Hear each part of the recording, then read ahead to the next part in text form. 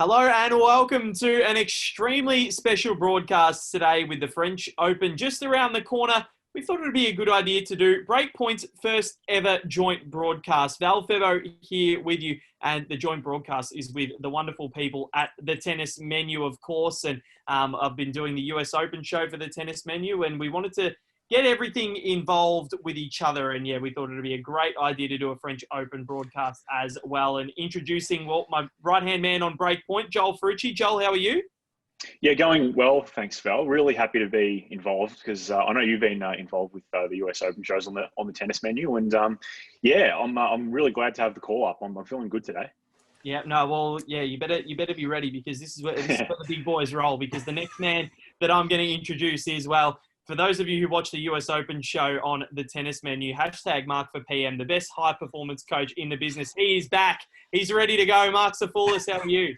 I'm really well, Val, and thanks for the lovely intro you keep giving me every single time we get on this show. I couldn't leave the room from the US Open because my head was too big to fit through the door. Yet? No, I haven't left. Still stayed here. The missus just keeps throwing some food at me through the door. So, no, but it's exciting to be back, and obviously within a short succession between the two Grand Slams, which is very, very unusual to have a US Open and a French Open so close together. So really looking forward to dissecting it with you boys and see what we can come up with for this, obviously the last Grand Slam of the year. Yeah, it is exciting. And the draw obviously coming out last night. And we'll start with it. Well, I think we started with the women's draw for the US Open. Let's start with the men for ROLAND-GARROS. And we might as well just get straight into it for the final Grand Slam of the year. It's something that is quite weird in a sense because we're used to seeing ROLAND-GARROS in May, not the end of September / start of October, which is usually when we're around the Asian swing or getting towards the European indoor swing of the season. So it's very interesting to see the conditions, the weather, and what's going to be happening around ROLAND-GARROS this year and how the clay courts will play. But we'll start with the top quarter of the men's draw, and this is pretty stacked. But again, it seems as though Djokovic does get somewhat of an easy draw. Djokovic here, he'll take it on Mikael Ymer of Sweden in the opening round. Cam Norrie in there is a dangerous floater. Hubert Hurkacz and Tennis Sandgren, the 29th seed Hurkacz there. That'll be an interesting matchup. Sandgren having a really good Australian Open at the start of the year. Hasn't done too much since, but Christian Garin against Philip Kohlschreiber, the 20th seed Chilean there. That'll be an interesting one first up. Kohlschreiber always good for a round or two. Hugo Humbert there, a dangerous floater. He's had a wonderful clay court swing since the US Open. Karen Khachanov there against Kamil Marjak. I think I've got that right. Special K-Val. Yep, exactly right for the Breakpoint listeners. I think that's what we've resorted to calling him, the Special K. Whatever happened to regular K, Joel? Oh, Family Guy references. Love it. Already, it didn't take long. Yeah, I know. It took, half a minute?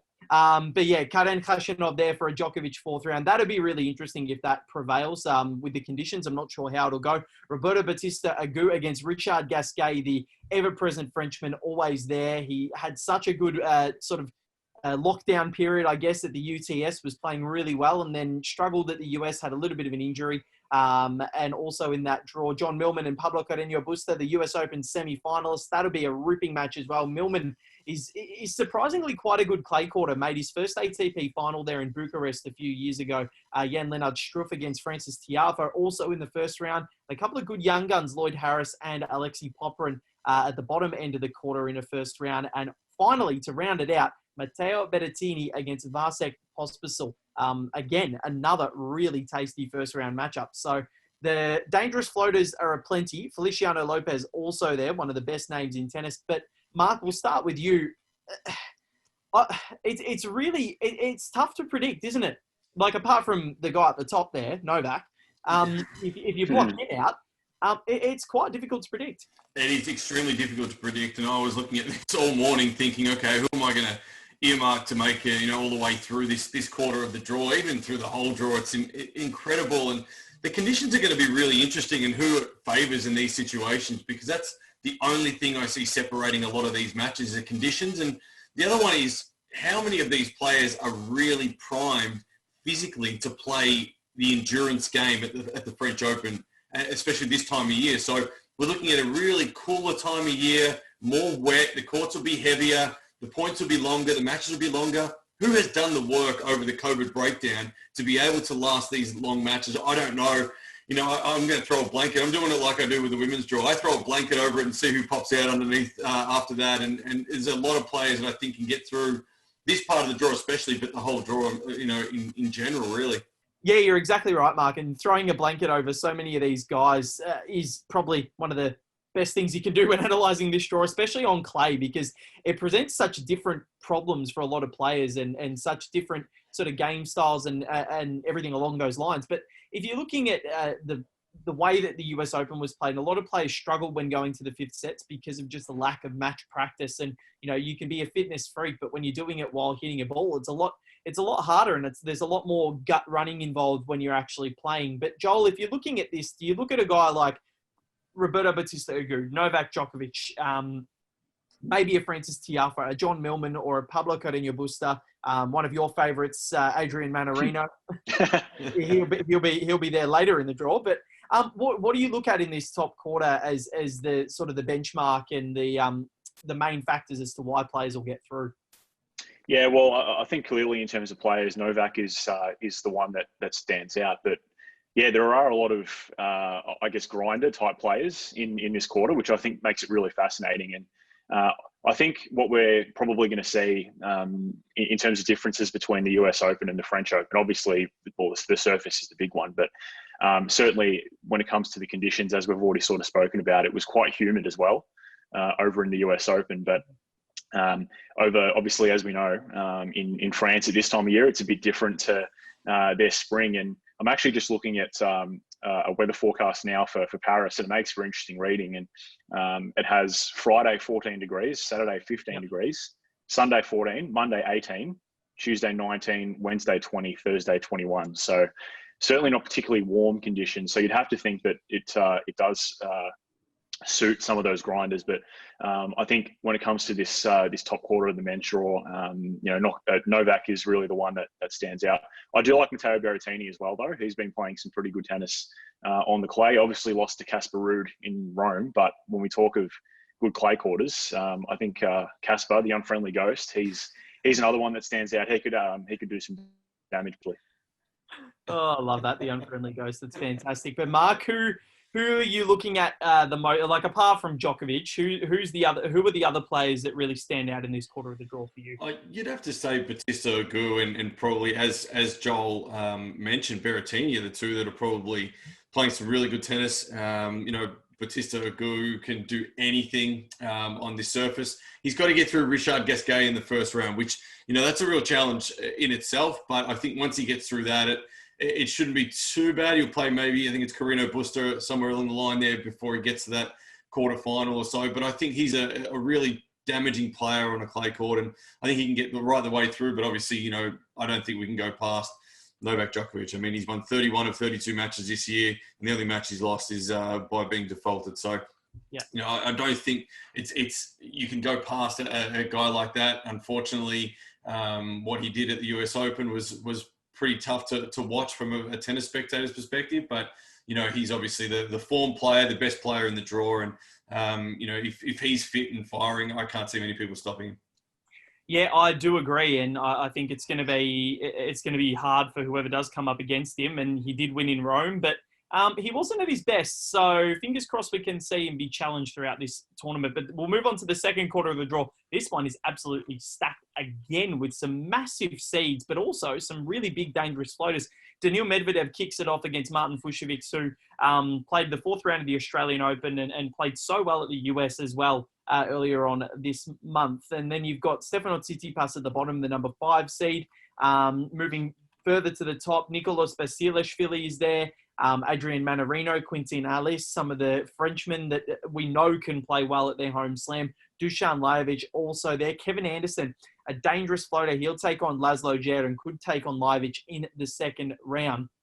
And what excites me a lot, this name, Alejandro Davidovich Fokina, that just rolls right off the tongue. I love it. But he'll take on Harold Mayo, the French wild card. But Andre Rublev against Sam Querrey, not an easy opponent. Querrey, although he is a big server and has a power game and has most of his success on grass, which is essentially a bit of the opposite to what clay is, but he has won titles on the red dirt before in Europe. I think he won the title in Belgrade back earlier on in the decade, and he's got the pedigree to play on clay. Denis Shapovalov against Gilles Simon, another tasty first-round matchup. It's that one is going to be exciting. Simon, 35 years old, probably past it now, but he's always tough to beat at his home slam. Steve Johnson, another dangerous floater there. Grigor Dimitrov will take on Gregor Barrère of France in the opener.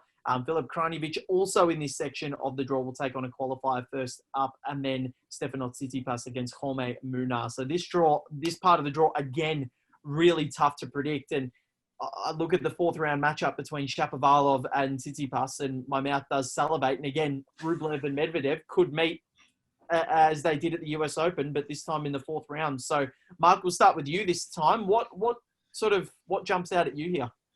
Yeah, I think it's stacked, and you look at Grigor Dimitrov in that bottom part of the draw with Shapovalov and obviously Tsitsipas down the bottom. So it's going to be an interesting little part of the draw there. Who gets through? I mean, Dimitrov hasn't been at his best, obviously overcoming COVID, but can he play well? He's built his game in France. He's been developed there since he was a kid. He could really enjoy the conditions that are put in front of him. I think he'll be okay. Daniil Medvedev, can he play the same way on clay as he does on a hard court? It's going to remain to be seen. Obviously, sitting so far back in the court and not being able to really penetrate maybe off the backhand side may hurt him if it's a bit slow. The balls may land a little bit short, so he's maybe going to have to change up his tactic a little bit at times on the clay and be able to push back up onto the baseline. But yeah, again, it's a really challenging part of the draw. Look, I really like Tsitsipas at the moment. I think he's going okay at Hamburg. I think he's really starting to find his form. Again, another player who's developed in France at the Mouratoglou Academy, has a real feel for what the French conditions are like and actually really enjoys it. So, he's one that I reckon we got to look at. And Shapovalov's in career best form. So, who really gets through that for, I'm not sure. I'm not the expert in picking. Let me tell you that much after my US Open shenanigans. So I think I'll look at Shapovalov and Tsitsipas probably in that fourth round, as you were saying. And I think we can look at Medvedev maybe getting through that top part and facing one of them. It's exciting. And Joel, I think we spoke before we went on air, and you said that Medvedev might not get through here. Yeah, I'm a little worried about Daniil on clay. Firstly, if I'm looking at the draw, obviously he'll back himself, but I'm probably not that pleased to see my name next to Martin Fucsovics in the first round. I think he's a very, very dangerous player. I've watched a bit of him in the last couple of years, and I really like what he brings. So I think that's the first challenge for Daniil. But I want to ask you, Mark, Daniil, I think the stat is that he's lost 5 in a row on clay. And in Hamburg, he lost in the first round against Hugo Humbert. If you're his coach, now I know certain people make more of historical facts than some others, but if you're in Daniil's camp, how do you make sure that that's not something that sort of crosses his mind? Yeah, it's a really great question because it does play on your mind. And I know, I think it was a player I used to coach, Irina Rodionova, was playing her 10th French Open and had never gotten through a round or never won a match. And it does play on your mind a lot. And there's no doubt it'll play on Medvedev's mind. And the coach obviously needs to be very present with what he's doing. So, if you're a coach looking at what you've done in the past, you're a coach that's not thinking about what you can do in the future.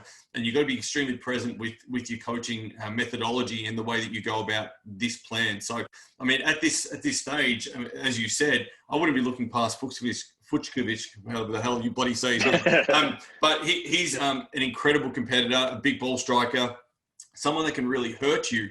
And if you're going to sit back 10 meters off the baseline, the same way he was doing at the US Open, there's going to be a bit of a problem. He's not going to be able to utilize the ball speed coming at him. And I think he's going to need to hold his court a little bit better.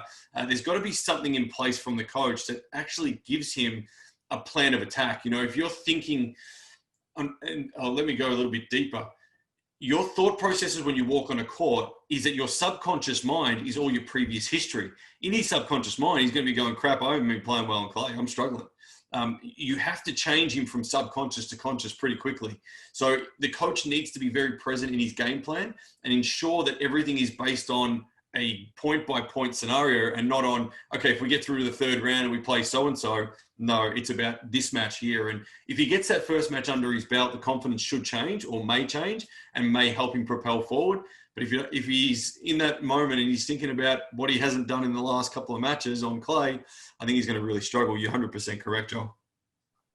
That is a brilliant answer, Mark. And look, Medvedev does boast a win over Djokovic on clay, beat him in Monte Carlo last year. So it's not like he can't play on the surface. If he can rekindle some of that form, we may see him go very deep. But the second quarter, massively packed. Third quarter, however, well, this one's on steroids because Gael Monfils kicks it off against Alexander Bublik, the 8th seed. Monfils didn't play the US Open, struggled a little bit in Rome, but I think with the form he established at the start of the year, he's going to be very dangerous. He's made the French Open semi-finals before, and he's going to be very, very difficult to beat. Jordan Thompson, the Australian, also part of this draw. He'll take on Aradu Albot in the opening round. Taylor Fritz, the American 27th seed, against the qualifier. Borna Coric, the US Open quarterfinalist, against Norbert Gombos. It's a very interesting name, Norbert, for a Slovakian. Sounds like a movie. I don't know movie where. Yeah, what is it? From Eddie Murphy. Yeah, I don't think he got very good reviews. Hopefully, Gombos is a little bit better. But Jeremy Chardy, Frenchman, he's always thereabouts. Very consistent player. Corentin Moutet, the young gun of France there. So a lot of Frenchmen in this draw here as well. Well, you'd think so, but a lot of them are just direct acceptances, which is great to see. Diego Schwartzman, the Rome finalist, against the titleist in Istanbul, Miomir Kecmanovic as well. Sorry, no, Kitzbühel. So second week of the US Open, this tournament was going on. Kecmanovic got past Nishikori after getting belted in the first set. Ended up going on to win his first ATP Tour title, and then he'll take on Schwartzman in the opening round. This next match, however, Andy Murray against Stan Wawrinka. The last time they played at Roland-Garros, how good is that? 1-7 in the 2017 semis. It was the end of Andy's hip and the end of Stan's knee. So hopefully this match doesn't break them like it did last time. They have since met in an ATP final in Antwerp last year, which Murray did win, but this one has just classic written all over it, and hopefully we can get exactly what we want from it. And Dominic Keffer, he had such a great tournament in Rome and then played okay in Hamburg as well, lost in the second round to Casper Ruud, I'm pretty sure it was. Antoine Huang, he'll play in the opening round, but a difficult second round match for Murray or Wawrinka. Nishioka against Felix Auger-Aliassime. That's also exciting. Nishioka just runs all day like an Energizer battery, and Auger-Aliassime, a great US Open. Casper Ruud, Joel's mate, he'll take on the 28th seed is Ruud, Tommy Paul, and James Duckworth. I reckon Duckworth gets through this one. Plays really well on the clay. Riley Opelka as well, also in this section of the draw. And in the second round, he'll either meet, if he gets through his qualifying matchup, he'll meet Cilic or Thiem. Third round at the US Open, 2 Grand Slam winners, 4 Grand Slam winners in this little section of the draw here. Thiem and Cilic, geez, that's just, this is one that you at least think should be third round onwards, not in the opening round of a Grand Slam. But whoever, if there is a crowd there, whoever gets tickets to it will be very, very lucky. Joel, we'll start with you. What are you looking at in this quarter? Yeah, well, I think straight away there's 2 matches that stand out: Thiem versus Cilic, and also Stan versus Andy Murray. One for the old timers, and it's a bit of a throwback. And yeah, I'm really excited about it. It's a good quarter. I'm interested to see what Diego Schwartzman can do. As you said, Val finalist in Rome, went on to lose to Novak Djokovic, but of course did beat Rafael Nadal in Rome. So I'm sort of looking at him and hoping that he can really build on that, because he's a player that's been around for a little bit. He's hung around the top 10 for quite a while, never broken into the top 10. So look, I'm hoping that Diego can make an impression here. I actually really like Corentin Moutet as a bit of a dangerous floater. He's been pretty impressive this year, so he's someone I'm looking at. Mark, looking at this draw, what does someone like Gael Monfils bring to it? And how difficult is it going to be to beat him, considering he was the one that pushed Novak to the absolute brink earlier on in the year in Dubai in the semi-finals, had match points against him to end that unbeaten streak early. Obviously didn't prevail and went, I think, 0-14 against Novak. But looking at his form at the start of the season, what is it about him that makes him so dangerous, and especially on clay, because he does like to slide around a lot? Yeah, he's an incredible athlete, and you just never know what he's going to bring. And I think that's the challenge with Gael Monfils. If the best Gael Monfils turns up, I think we're going to be in for a real show. And I think he can get right the way through and probably get to a fourth round or a quarterfinal quite comfortably at his best. At his worst, he could probably be going home in the first day and going and enjoying a pina colada on the beach and doing something like that. So, who knows with Gael Monfils, which one turns up. And, he's definitely someone who is very, very dangerous player to play. As you said, he could play some insane kind of tennis. But I think, Joel, you're correct too. Diego Schwartzman, incredible tennis he's playing at the moment. Has he come of age a little bit? He's definitely grown, not in height, but in the way that he plays. So he's definitely matured as a player. And as you said, it's really nice for the French Open to put a Legends match in this draw too with Varinka versus Murray. So good on them for being kind to the old timers and putting the legends in there and giving them a chance. But depends on who wins and which works better, the walking frame or the walking stick on the court. Will be interesting to watch both of them having a crack out there. But it's an incredible stacked part of the draw. Pretty rude that you didn't mention Sugita as getting through. Pardon the pun. But I think Rude's going to get through in that one for sure. And look, at the end of the day, I think Dominic Thiem's playing career best form tennis. He's proven on clay that he's a star. Just whether or not he's been able to come down from the high of winning the US Open is a real challenge. And I like a lot of people underestimate that. When you win a Grand Slam, the last thing you want to do is get back on the practice court and train and get ready for the next one. 2 weeks later, you're playing a French Open. It's a totally different surface, totally different ball game, different conditions. It's all going to change for him. Is he as well prepared as he was for the US Open? I'm not sure, but at his best, Dominic Thiem gets through to the final in this. But I reckon that Thiem, I think this would be another golden opportunity for him because this is a tournament where Rafa might not be favoured because of the conditions. And against someone like Marin Cilic, Mark, you look at that. Is your mouth watering if you're Thiem? Because if they're slower conditions, that nullifies Cilic's game completely. And he's already nullified it at the US Open on fast courts where Cilic has won previously. Yeah, absolutely. And the players who can both play defensive and offensive in this tournament are going to be the better players. You can't have just a defensive game. You can't be just offensive. You're going to have a blend of both. And Dominic Thiem possesses the skills to be able to do that. He's probably one of the only players in the draw, him, Djokovic, and Nadal, the three players that can defend unbelievably well, but their offensive game can hurt you. And no matter how slow the surface is, they can really hurt you on that. And all three of those players are obviously physically in prime condition to be able to do anything in this draw. So it is going to be interesting. Cilic will definitely pose a problem for Thiem, especially in that first round, to see how teams come down from the high of the US Open. But at the end of the day, if Dominic Thiem is anywhere near his best, he wins this match quite comfortably, 3 or 4 sets, and then walks through probably until about the third or fourth round. So I think it'd be interesting to see that. But yeah, I'm really looking forward to the legends, Wawrinka and Murray, to see where they're both at. It'd be great.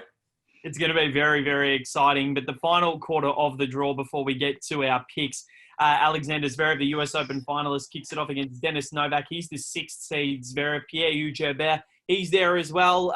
Not sure how he'll go on the clay. He's a doubles specialist, so probably feature more in the men's doubles. Alex de Minaur, the 25th seed, could take on Zverev in the third round. Both. That'd be interesting to see if Zverev does get through, but you have to, and de Minaur both actually. It'd be an interesting matchup on the clay, considering they've had some big ones on a hard court before, but de Minaur will have to get past the qualifier opponent in the opening round, and then a double Argentinian, either Del Bonis or Juan Ignacio Londero, and Londero made the 4th round 2 years ago, so he's a very, very dangerous matchup on the clay. Benoit Paire, look, somehow the guy's in the draw. He's tested positive twice for COVID. I'm honestly not sure how he's in the draw. Only Benoit would be able to challenge into it. Something in the beard, I'm sure. But yeah, he's in. He's the 23rd seed. Can't see him getting past the first round against Son Woo Kwon, just with how he's played and just his sheer demeanor on the court. He just wants 2021 to come around. He's said it about 6 or 7 times now. So not sure how he's actually in the draw, but good on him and good luck to him. We do love Benoit on this show. But David Goffin also here. He'll take on Yannick Sinner in the opening round. That's also exciting. Goffin, the 11th seed US Open 4th round it was. So took Shapovalov to 4th. Fabio Fanini, the fat shamer, he's still in the draw as well. He'll take on Mikhail Kukushkin. I need to see him play Milos Raonic at some point before they both retire, because I want to see the handshake or the racket bump at the end, if there is one, because Raonic was not impressed with that at all. Fanini taking on Kukushkin, who made the third round at the US Open. Andreas Seppi also in this section of the draw, fourth round formally at the French Open as well. John Isner, part of it as well. He'll take on Elliot Benchetry of France. Dan Evans against Kei Nishikori, a big first round matchup. And then right at the bottom, Rafael Nadal against Igor Gerasimov of Belarus. Joel, we'll start with you. Oh, this one is... There's a lot of peculiar matchups here, and there's a lot of exciting prospects that we could see towards the end of this tournament. Yeah, it's interesting, and because I'm such an interesting person, I think Rafael Nadal will win the quarter. You always surprise me, Joel. Always. Yeah, I'm full of surprises. But no, look, there's a couple of plays that really interest me from this part of the draw. David Goffin and Fabio Fanini are probably the two. I'm not sure whether it's out of realism or hope, but I actually really want to see David Goffin go through to the quarterfinals, and I'm going to back him in. I think he might just do that. But as we know, Fabio Fanini, he can really throw a spanner in the works, and of course, Alex Zverev is in this quarter as well. And might ask you, Mark, about Alex Zverev. Obviously, we saw him reach the final at the US Open, and the issues that Alex has to fix that we saw were quite clear, I think.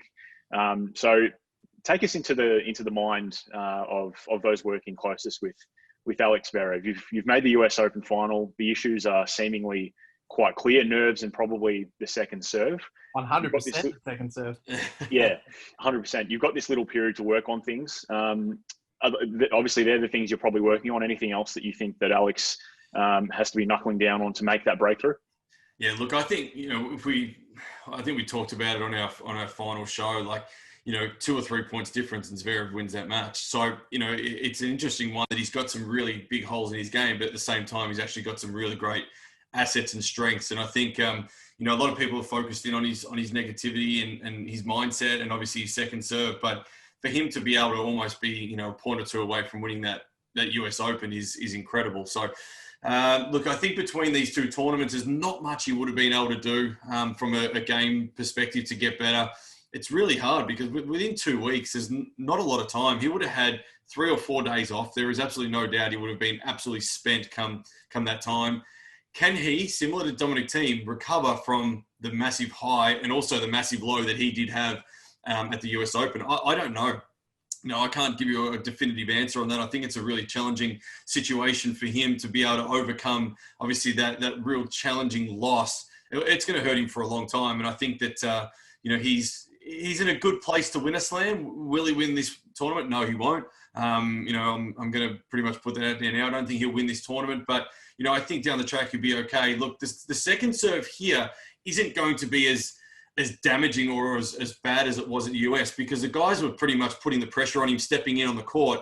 On the clay courts, it's going to sit up a little bit, and they're going to have to really generate some speed from further back in the court, and it's a lot heavier, so he doesn't have to go for so much. Just a little bit of kick on the serve and push the guys back will be all he needs to do, and minimize the faults. Sorry?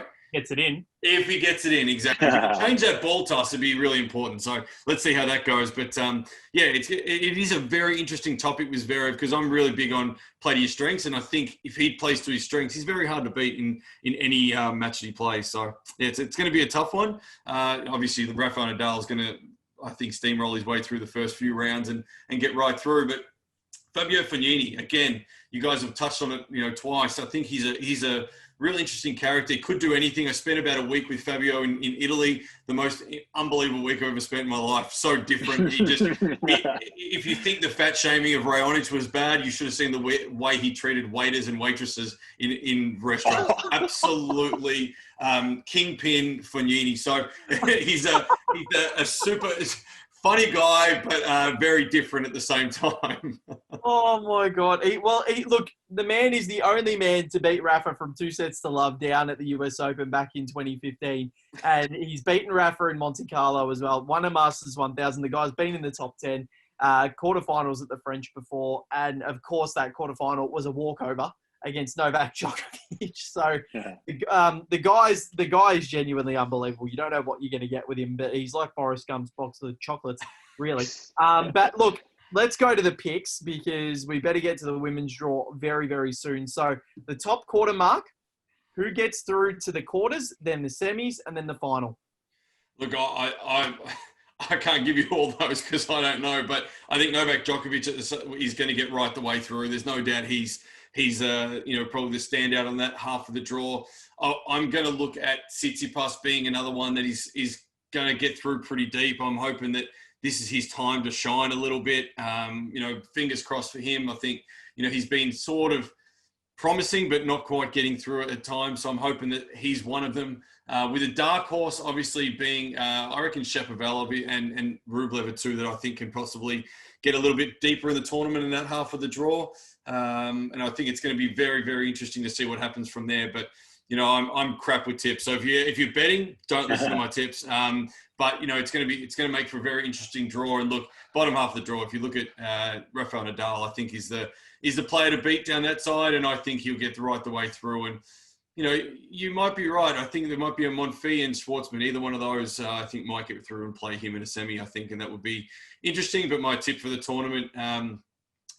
Sorry, I missed Dominic Thiem in there as well. But I was going to say, Dominic Thiem's one of them that obviously could go right the way through. But I think it's out of players of Djokovic, Nadal, Thiem are the three players that I'm thinking that I don't think anyone can beat on this surface. So they're the three players that I think the winner will come from there. You got to pick one though. Djokovic. No, he's gone Novak. I'll go Novak. All right, Joel, your turn. Top half, bottom half, winner. All right, so top quarter of the men's draw. My quarterfinal is Novak Djokovic versus Mateo Beretini, and I think Novak wins that one. Second quarter, I'm going Andrei Rublev against Denis Shapovalov. Actually, I really like what Shapo has produced after the restart. I think he'll make a semi-final, which I'm really excited by. And bottom half, third quarter, Diego Schwartzman versus Dominic Thiem. I think Thiem probably wins that. And bottom quarter, I'm going David Goffin versus Rafael Nadal. And I think overall, it's really difficult to not go with Rafa. I think Rafa is going to win again. Okay, number 13 for Nadal in favour, or from Joel. My top quarter of the men's draw, I think it's going to be Djokovic and Roberto Bautista Agut, but I think I'd love to see Pablo Carreño Busta take on Djokovic again. I really would, and get Laura Clark officiating as well, because we just want to. No, I'll drop it now. It was comedy for me, okay? But no, I think Bautista Agut is going to play the quarters there. I think Djokovic will get through that and make a semi. I think on the second quarter, I think Rublev will probably get through to the quarters over Medvedev, but I think it just depends on what happens in Hamburg for Stefanos Tsitsipas. If he wins it, it's obviously he's going to be pretty taxed physically, going straight to the French. In that case, I think Shapovalov will get through. If Tsitsipas loses it or loses tonight or tomorrow in Hamburg, I think that he'll be able to get through. But I think I'm gonna go with Stefanos, considering he had a pretty heartbreaking loss at the French last year. But don't rule out Grigor Dimitrov as well. He's in that. But I think it's going to be Rublev and Tsitsipas in the quarters there. And I think Tsitsipas will probably get through to a semi to face Djokovic. I reckon this third quarter of the draw is really difficult. I think it's going to be Gael against Dominic, and I reckon Dominic gets through to a semi. And then I reckon in the final quarter of the draw, I reckon we're going to see someone really different take this one by the scruff of the neck. I reckon Juan Ignacio Londero is going to get through to the quarterfinals here, and he'll take on Rafa Nadal there. I reckon it's Dominic Thiem's to lose. I'm going completely different to what you guys have gone, and Thiem wins the tournament and goes 2 from 2 in the tennis restart. I just think the monkey's off the back now, and he's got a real chance. And Rafa could even get pushed by Fabio Fanini. So it's going to be really, really interesting to see what happens. But Mark, before we do get to the women's, I want to ask you about the different balls. So they are using a different ball this year at the French Open. What does that do? And how are balls different in a way? Like I've always wanted to understand sort of the mechanics of them and what makes the different brands so different to play with. It's a really good question. Obviously, they're going with a Wilson ball this year as opposed to the Babolat that they have in the last 7 or 8 years. So balls are very different in that some of them fluff up really quickly and get a lot bigger and heavier, and others can stay in their felt stays very thin. So the heavier the ball, it goes through the air slower and off the court slower. Obviously, the thinner the ball, the smaller the ball, the faster it goes through the air. So I saw this great comedy skit from Michael McIntyre, and he talks about tennis players, and they grab a ball and they go, no, I don't want that one, and I don't want this one, and I don't want that one. And basically, it's pretty interesting because if you know the science behind it, the player is trying to find either the fastest ball to go through the air or the slowest ball to go through the air. Now, when you get 6 brand new balls, sometimes you don't use all the new balls, and you've got a brand new one sitting in the ball boy's hand that you go, wow, I need a point. I need the ball to go faster through the air. You use a brand new ball, you serve it, and it probably adds another 5 to 10 Ks on your serve. So you think about those sort of little concepts, and the players really want to choose the right ball for them. Some players struggle to control the serve, and they need a slower ball, so they pick the bigger, fluffier ball to serve with. And other players need the speed. So you look at a John Isner might need the fastest ball on the clay court every single time he serves. And you change balls every 7 and 9 games. So the first changeover is 7, and then it's every 9 games after that they'll change the balls over. So it's really important to understand the ball because it does play a big factor in what you can and can't do on your shot. So whether you can penetrate or whether you can't. So it's going to be interesting. The balls this year are going to be a little bit faster. They'll be able to stay a little bit faster for a little bit longer. The Babolat balls tend to fluff up pretty quickly, and they don't last as long fresh, and they get pretty old pretty quickly. So it'd be an interesting concept. Again, the conditions themselves are definitely going to favour Dominic Thiem and obviously Novak Djokovic are the 2 players that'll definitely probably help more in the men's side of the draw. Where Nadal, look, I think, as much as it won't be the best situation for him, I still think he's one of the players to beat. He's an incredible clay courter, and 12 French Opens. I think it's, you can't go past a superstar. Yeah, when you've won 12, I guess you can pretty much demand the respect that you want. So fantastic analysis, guys. Remember, this is a very special broadcast, the first joint broadcast for Breakpoint and the Tennis Menu. And you can head to thetennismenu.com and get an annual subscription to the Tennis Menu for just $99.90 US for over 600 tennis-specific drill videos within the technical toolkit. Is unbelievable. Mark has done such a great job in coordinating all of those. So head to thetennismenu.com for all of that. And Breakpoint, you can follow us on Twitter at Breakpoint Pod. Subscribe on Spotify, Wooshka, Apple Podcasts, and Google Podcasts. We are there as well. And you can like the Tennis Menu on Facebook, Instagram, and Twitter as well. Give us a follow and a subscription. Fantastic products there. And that's it. That's the men's draw reviewed. And look, that's our 2 cents. Not sure whether we're going to be right. One of us is bound to be because we've gone with Team Djokovic or Nadal to win. So I think that's probably one of the first and only times all 3 of us will be different in a men's draw going forward. But you never know with how even things are going to get with the imminent retirement of the big 3. But Marc Sophoulis, it's been an absolute pleasure, mate. See you tomorrow for the women's draw preview. Thanks very much, guys. Yeah, obviously great collaborating with you boys, and obviously the Tennis Menu and Breakpoint are very close now in terms of what we do together. And I do appreciate you guys, jumping in with me and me having the opportunity to jump in with you guys. So it was great. Hopefully one of us is right because there's still 125 other players in the draw. So we could be wrong. No, there's not. There's nothing. Right. But Mark, best high performance coach in the business. The pleasure is all ours to be partnering up with you for Breakpoint and the Tennis Menu as well. And Joel Fruci, it wouldn't be the same without you, mate. Thank you very much for joining us here on the show today. No worries, mate. It was great to be on. And remember, you can follow the Tennis Menu on Twitter at the Tennis Menu and Instagram as well as Facebook. You can like us there, the Tennis Menu, tennismenu.com. Remember, where you can sign up to the annual subscription to the tennis menu for just $99.90 US for over 600 tennis-specific drill videos with the technical toolkit. Mark has done such a wonderful job putting all that together. But remember, join us tomorrow. Women's Draw preview is coming up. We are very excited for what this one is going to bring. Plenty more still to come at Roland Garros. News and galore, anything. But we'll see you tomorrow.